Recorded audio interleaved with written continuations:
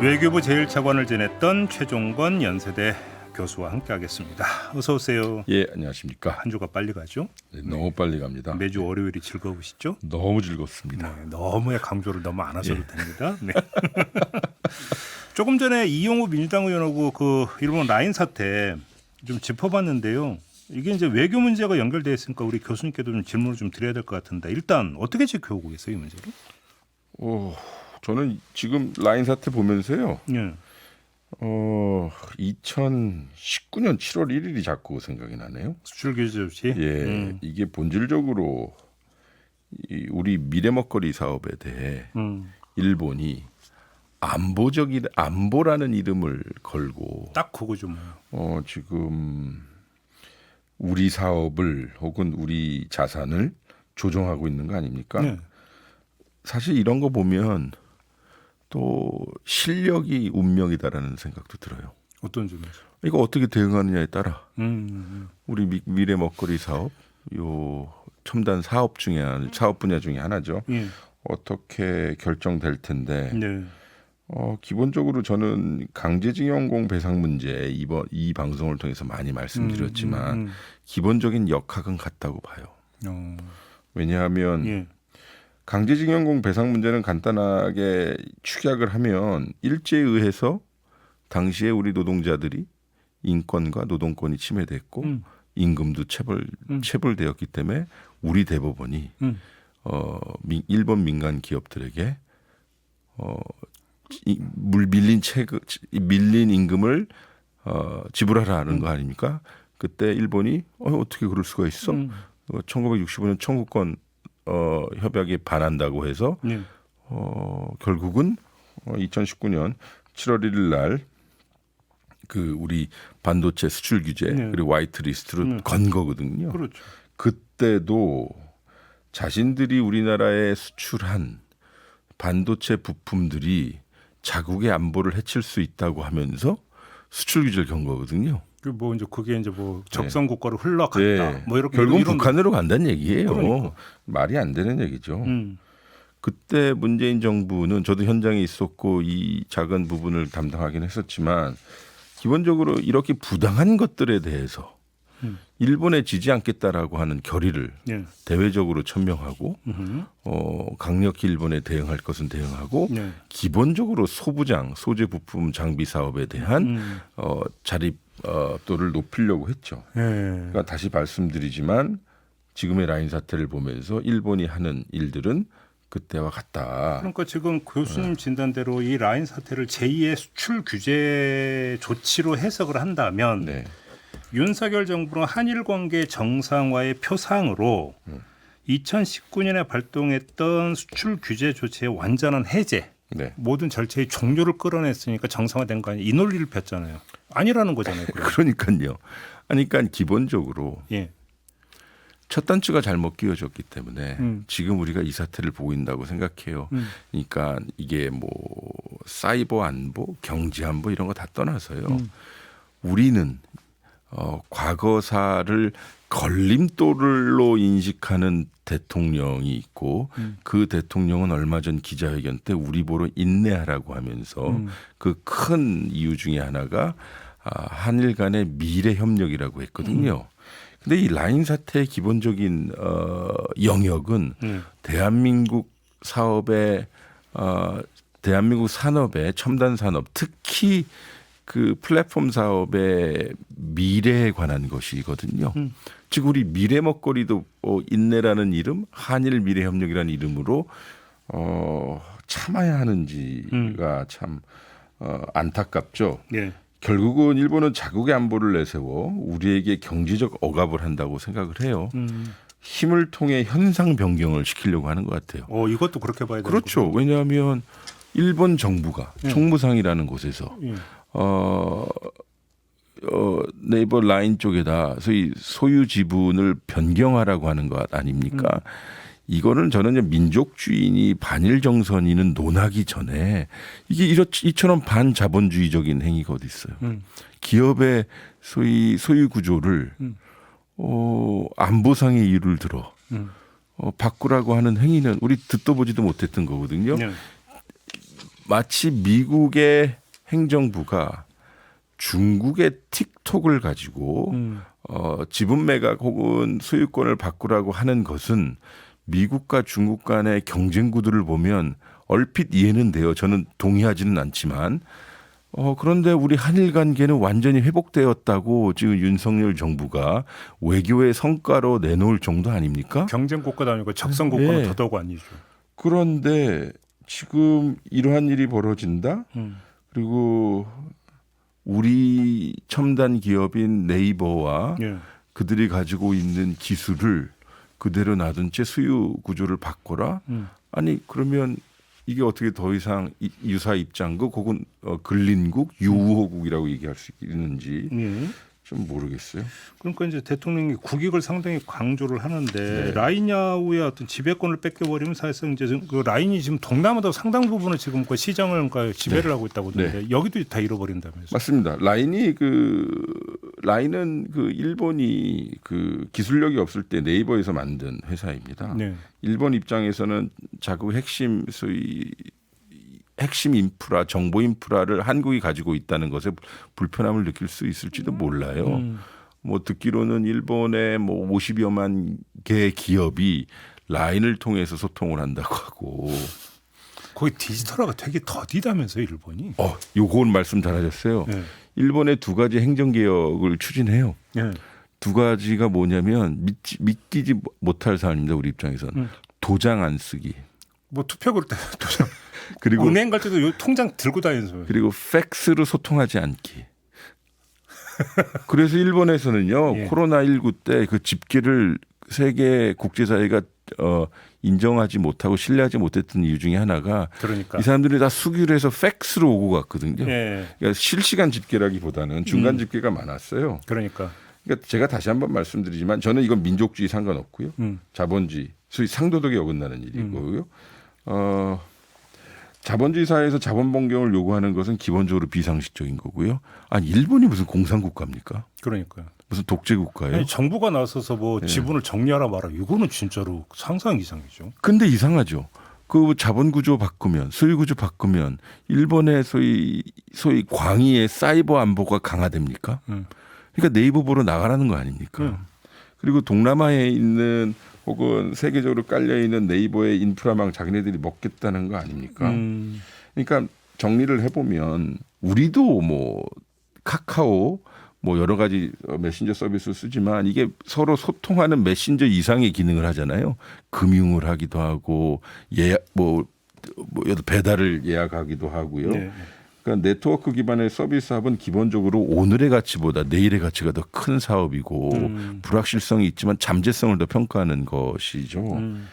단순히 서로 소식을 주고받는 메신저를 넘어서 쇼핑, 금융, 보험, 주식, 여행, 엔터테인먼트를 관할하는 모든 플랫폼 사업인데 네. 이거 날로 먹겠다는 거 아닌지 모르겠어요. 그러면 대한민국 정부가 상황이 이렇게 되면 좀 강한 메시지를 보내야 되는 것이 첫 번째 해야 될 일이 아닙니까? 그 얘기 이제 집중적으로 여쭤봐야 되는데 네. 그 전에 또 이제 진행자의 본분을 망각하고 잠깐 샛길로 빠지면 미국이 틱톡을 규제하는 거나 일본이 지금 라인을 그러니까 이렇게 하는 것 모두는 여기서 국가 안보에 저해 요인이 발생할 수도 있다라는 거잖아요. 네. 그러면 틱톡이라든지 그 메신저를 가지고 속칭 뭔가 기밀을 탐지할 수도 있고 정보가 나갈 수도 있다라는 거잖아요.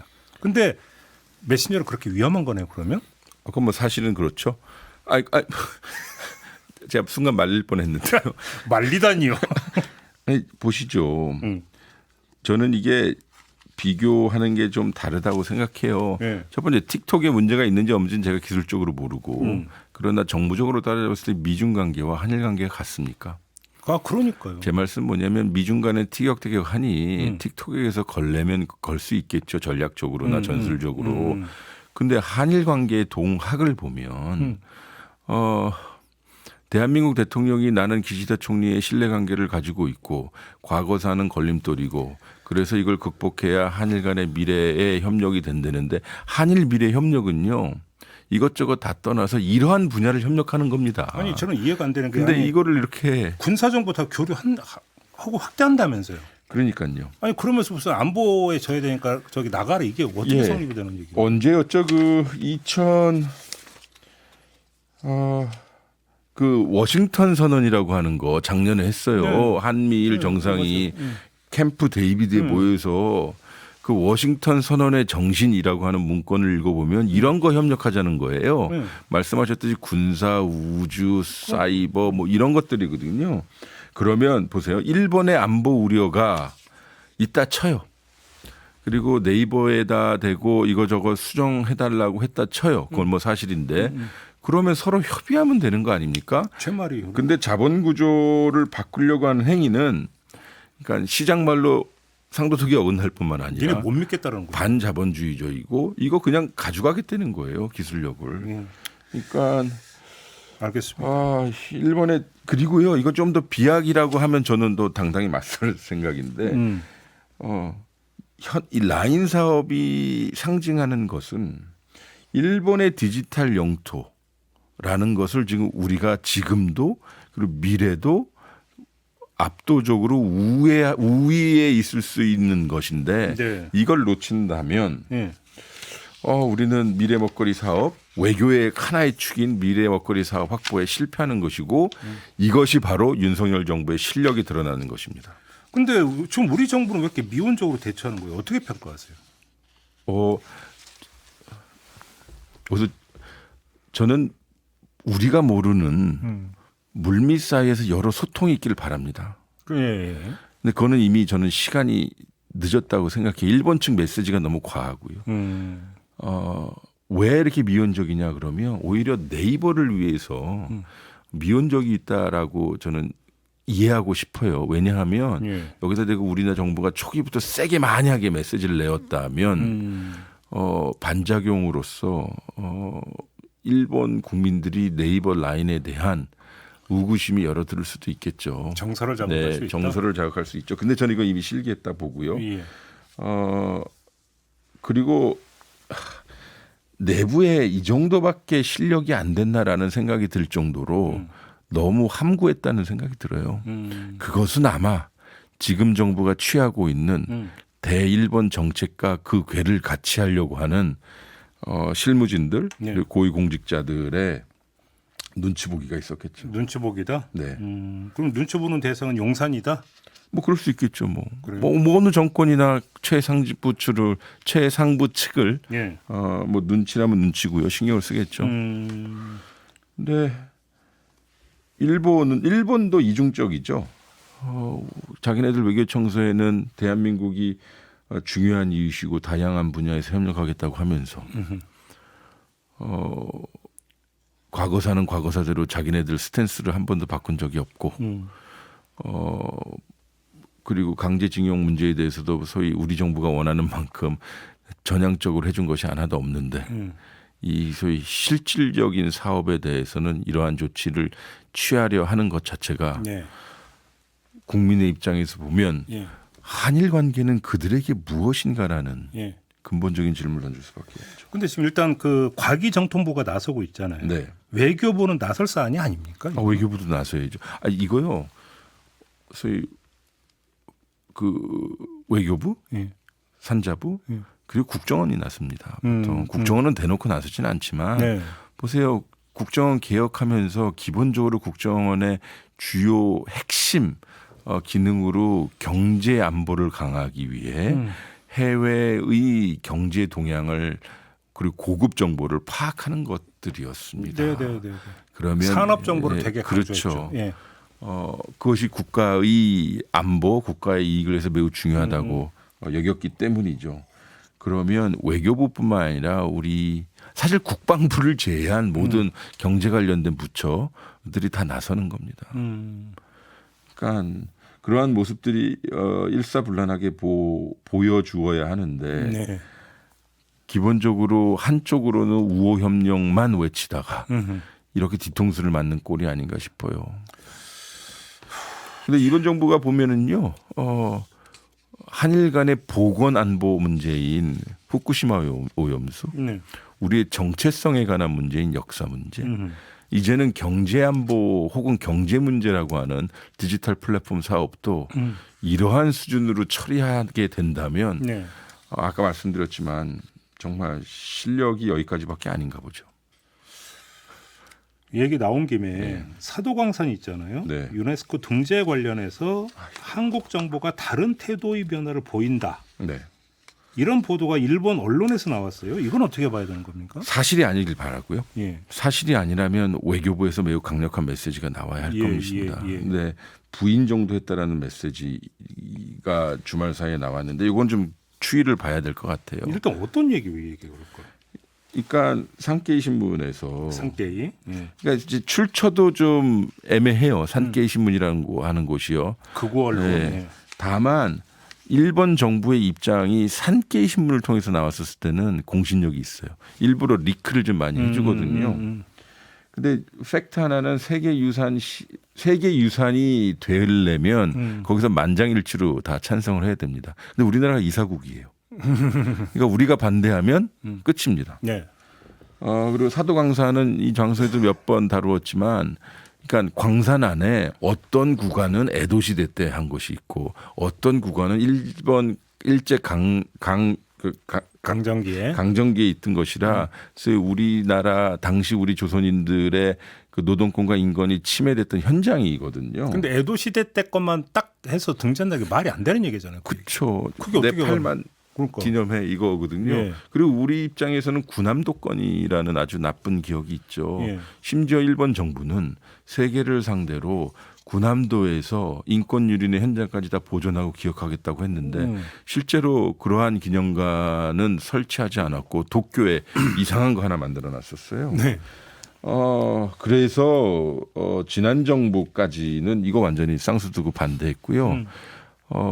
문정부 말에 당시 정의용 장관이 파리의 유네스코 본부까지 가가지고 우리의 입장을 명확히 이야기했고 유네스코에서는 그래서 한번 이 일본의 이 유네스코 등재 자체를 유예시킨 적이 있어요. 예. 그리고 나서 이제 우리 정부의 입장이 바뀌었다는 건데 뭐 주 일본 한국 대사 윤덕민 대사는 뭐 소위 마이너스 역사까지 우리가 다뤄야 되지 않겠냐 하면서 이거 반대하지 않는다라는 발언이 산케이 신문에 나왔고 네. 그리고 뭐 긍정적으로 협력하고 싶다라는 주요 관계자의 발언도 나온 것을 보면 제 입장은 그러질 않길 바라지만 이건 좀 두고 봐야 될 것이다. 정말 이렇다면 정말 제가 이렇게 표현이 험한 사람은 아닌데 정말 가지가지 한다라고 생각해요. 아니 근데 만약에 등재가 된다면 이건 다른 해석의 여지가 없는 거잖아요. 우리 정부가 동의를 했기 때문에 등재가 된다라는 거고 네. 이건 다른 해석의 여지가 없는 거잖아요. 맞아요. 근데 이렇게 티나게 할까요? 그러니까 뭐 산케이가 혹은 일본 정부가 언론 플레이를 할 수도 있는 것이고요. 네. 저는 그렇길 바라요. 지금으로서는. 예. 이것만큼은 진짜 정부가 소위 줏대를 가지고 유지를 했으면 좋겠는데 예. 아니길 바라요. 근데 감은 안 좋아요. 감은 안 좋아요. 그래서 예. 지금 아니 보세요. 좀 아이러니하지 않습니까? 왜냐하면 이 정부가 치세로 과시하는 성과 중에 하나가 한일 관계 개선이라고 하는데 네. 사도광산은 사고도 광산대로 밀리고 그리고 미래 플랫폼 사업인 네이버 라인도 밀리고 그러면 한일 미래는 도대체 어떤 미래입니까? 네. 그리고 대통령께서도 이번 신년 2주년 기자회견 때 인내하자라고 하는 말씀을 하셨는데 네. 과거사에 대해서 예. 그러면 다 우리는 인내해야 한다면 무엇을 위한 한일 관계를 우리는 추구하는 것입니까? 아니 피해자가 왜 인내를 해요? 제 말씀이요. 그러니까. 그게. 그러니까 저는 한국 정부가 강하고 분명하게 우리 기업 보호를 제대로 하고 있다는 예. 메시지를 좀 강하게 내야 된다고 생각하고요. 예. 아니 그러니까 저는 좀 이해가 안 되는 게 그럼 왜 그러느냐의 문제인데 그것이 단순히 어떤 미국의 인도 태평양 전략에서 한일 관계가 중요해서 미국이 압박을 넣기 때문이다. 그냥 단순히 이렇게 이해할 수 있는 겁니까? 저는 학자로서 현실을 경험해 본 입장에서 보면 네. 우리의 전략적 가치는 지금 현재 많이 떨어져 있다고 봐요. 미국 입장에서 한국의 전략적 가치가 그리고 일본 입장에서도요. 그래요? 특히 예. 그냥 덤으로 가는 거예요 지금. 덤으로 간다. 바이원 게런 프리란 말이죠. 무슨 뜻이냐? 다행히 오늘 조태열 장관이 북경을 들어가긴 하지만 예, 맞아요. 예. 북경과 원활히 소통하지 못하는 대한민국 정부 그리고 러시아와 현재 관계를 유지하는 정부, 남북한의 어떠한 소통도 없는 정부는 전략적으로 그냥 변수가 아니라 상수예요 그들에게는. 네. 그리고 한미일 협력이라는 이름 하에 우리의 정체성과 경제적 이익을 하부 구조에 두게 되면 워싱턴이나 도쿄의 입장에서는 서울은 그냥 하나의 상수가 되는 거죠. 상수가 되면 덤입니다. 그럼 왜 그러냐라고 했었을 때 기본적으로 첫 단추가 잘못 끼워졌다라는 것이고 그리고 설명이 충분히 되지 않았다는 것이죠. 국민들에게도. 네네. 아니 도대체 무엇을 위해 인내하고 무엇을 위해 미래 협력을 추구하느냐 이거고요. 이건 늘 제가 궁금증을 가지고 있지만 한미일 협력이 되면 한반도에 왜 도움이 되는지 좀 설명이 필요해야 돼요. 아니 그 우리 동해바다에 일본 함정들하고 같이 군사훈련을 해야 되는 시대. 예. 뭐 그런 시대를 우리가 감내할 것인지 독도는 자기네 땅이라고 우기고 있는데. 자유세력의 그 결속의 공고와. 네 축하드립니다. 근데 자유가 배제의 언어가 되면 되겠습니까? 포용의 언어가 돼야죠. 예, 저는 그렇게 생각합니다. 알겠습니다. 한번 그러면 라인 사태로 돌아가서 네. 우리 정부가 지금이라도 네. 강한 메시지를 좀 내면 뭔가 좀 그러니까 제어가 가능할까요? 저지가 가능할까요? 이게요 이미 저는 정무적 사안이 됐다고 봐요. 그러니까 뭐냐면 외교적 사안은 외교적 사안대로 풀어야 되는데 네. 어쨌든 뭐 총무상이 이토 히로부미의 후손이라는 이야기 네. 그리고 야당 지도자들의 이런저런 강력한 메시지 네. 그리고 국민들은 이미 공분해어 있는 상황이죠. 그렇다면 이 초점 이 키워드는 대한민국 기업의 이익 아니겠습니까? 그렇죠. 그래서 전 정부에 정제되지만 매우 선명한 메시지가 국민을 상대로 나와야 된다고 생각합니다. 즉 뭐냐 우리 기업의 이익은 전 세계 어느 영토에서나 지키겠습니다라는 네. 식의 예. 메시지이죠. 예. 그러니까 2019년 7월 당시에 우리 문재인 정부가 내었던 메시지는 다시는 일본에 지지 않겠습니다였어요.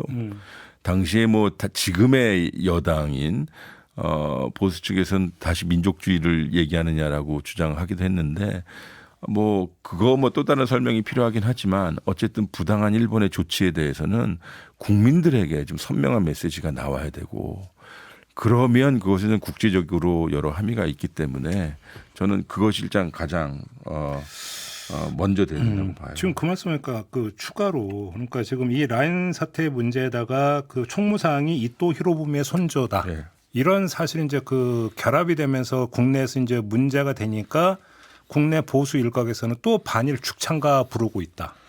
예. 이렇게 비판하던데 이런 비판은 어떻게 생각을 하십니까? 그러니까 저는요 지금 대한민국 어떤 국민들도 소위 반일을 위한 반일을 하는 국민들은 적다고 봐요. 네, 네. 이 우리가 가지고 있는 소위 반일 정서의 내면을 한 걸음 더 깊게 들어가 보면 우리나라 정부가 적절히 일본에 대해서